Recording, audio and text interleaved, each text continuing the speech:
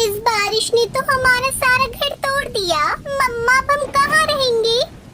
सुनहरी बेटा, चलो मैं तुम्हें तुम्हारी मौसी के घर छोड़ आती हूँ। जब घर बन जाएगा तब मैं तुम्हें वापस ले आऊंगी। तब तक तुम वहाँ रह लेना। अभी तुम बहुत छोटी हो और बारिश भी बहुत तेज हो रही है।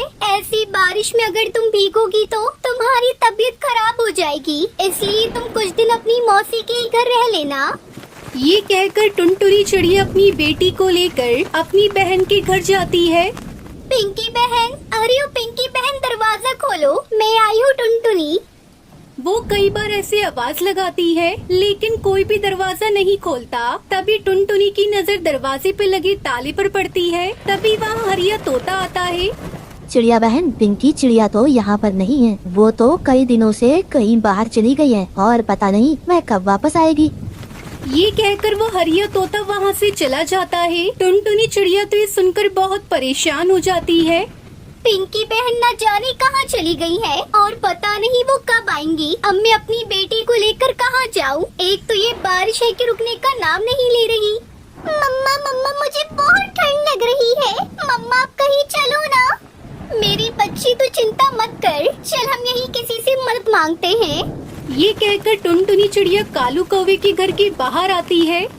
कौवे भाई, मैं दूसरे जंगल से आई हूँ और मैं अपनी बहन पिंकी चिड़िया के घर आई थी, लेकिन वो घर पर नहीं है और इस तेज बारिश की वजह से भीगकर मेरी बेटी को ठंड लग रही है। इसलिए आप मुझे बारिश के रुकने तक अपने घर में आश्रय दे दो।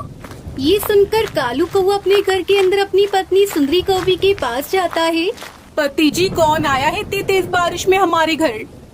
सुंदरी, वो अपने पड़ोस में पिंकी चिड़िया है ना, उसकी कोई रिश्तेदार है। वो उसके घर आई थी, लेकिन पिंकी तो घर पर नहीं है, इसलिए वो बारिश रुकने तक हमारे घर पर रहने की बोल रही है।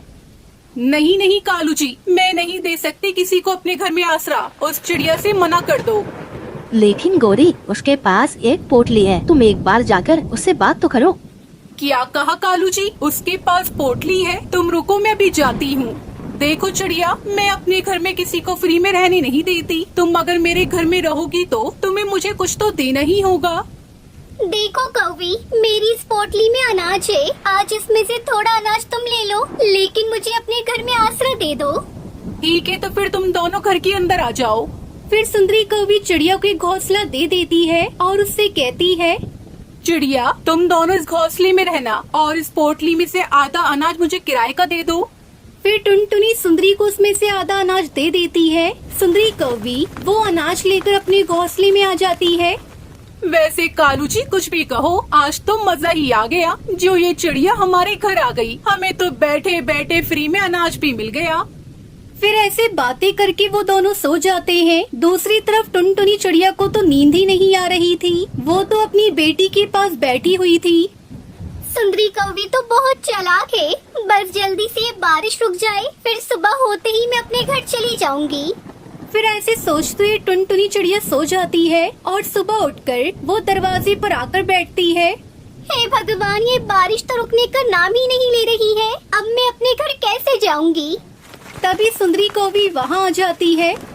देखो चिड़िया, बारिश तो आज भी हो रही है। अगर आज भी तुम्हें मेरे घर के अंदर रहना है तो वो बाकी का अनाज भी मुझे दे दो।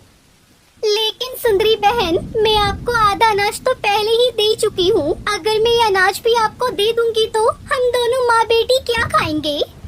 देखो चिड़िया, मुझे नहीं पता। अगर आज भी तुम्हें मेरे घर के अंदर रहना है तो बाकी का अनाज भी मुझे देना पड़ेगा, वरना भी मेरे घर से चली जाओ। सुंदरी बहन, इतनी तेज बारिश में अपनी बेटी को लेकर मैं कहाँ जाऊंगी? अब तो आपने हमारा सारा अनाज भी ले लिया, अब हम क्या खाएंगे? अरे तू तो मेरे पीछे पड़ गई है। या तो तू मुझे अनाज दे दे या मेरे घर से निकल जा।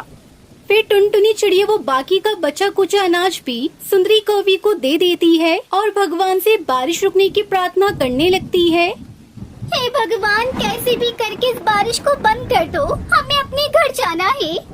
फिर ऐसे ही सुबह हो जाती है। वो फिर से दरवाजे पर आकर बैठती है, लेकिन बारिश तो रुकने का नाम ही नहीं ले रही थी। तभी सुंदरी कौवी वहाँ आती है। सुनो टुनटुनी चिड़िया, अब तो तुम्हारे पास मुझे देने के लिए कुछ भी नहीं है, तो तुम अपनी बेटी को लो, यहाँ से निकल जाओ। सुंदरी बहन, आपने हमारा सारा अनाज तो ले लिया, तो अब कृपया करके बारिश रुकने तक हमें अपने घर में रह लेने दो। हम इतनी तेज बारिश में कहाँ जाएंगे?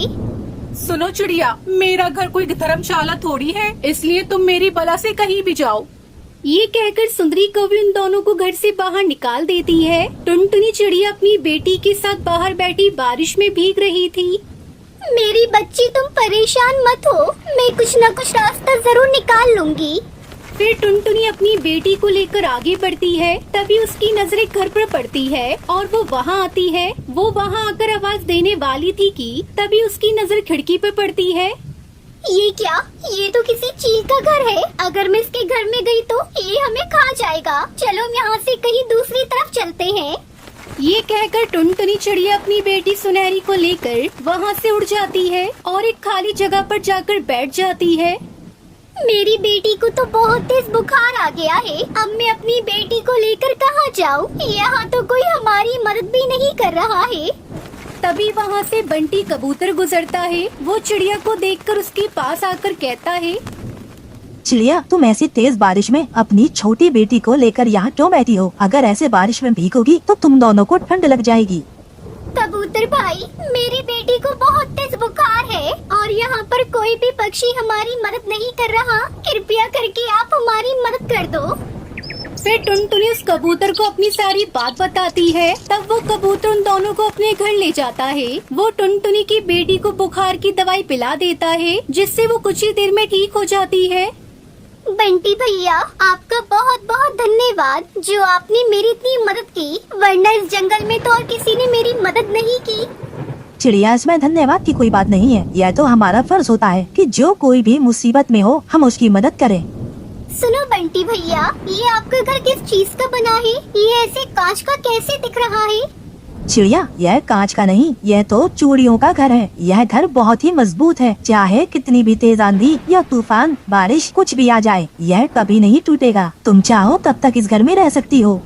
हाँ मम्मा, बंटी अंकल ठीक कह रहे हैं। हम इसी चूड़ियों के घर में रहते हैं।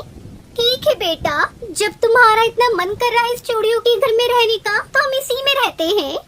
फिर इस तरह वो दोनों माँ बेटी बंटी कबूतर के चूड़ी के बने घर में खुशी खुशी रहने लगती है। तीना मजेदार कहानियाँ। तो चलिए अब जल्दी से हमारे चैनल को सब्सक्राइब कीजिए और हाँ, बेल आइकन पर क्लिक करना ना भूलें।